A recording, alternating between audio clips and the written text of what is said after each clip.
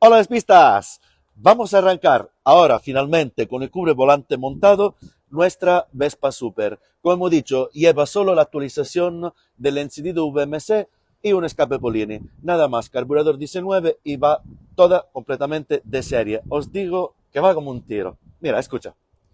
Vamos a desconectar el micro, así que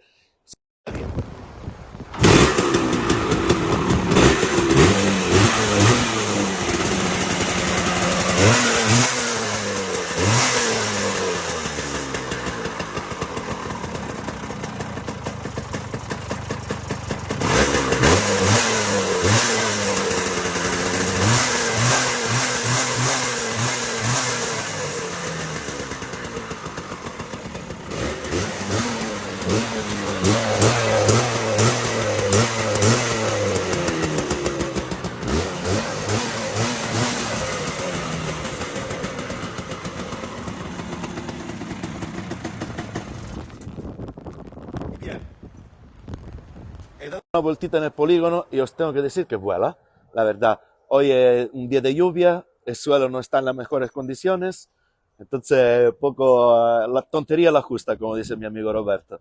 Y pues nada, solo enseñaros cómo suena y una maravilla. Chao.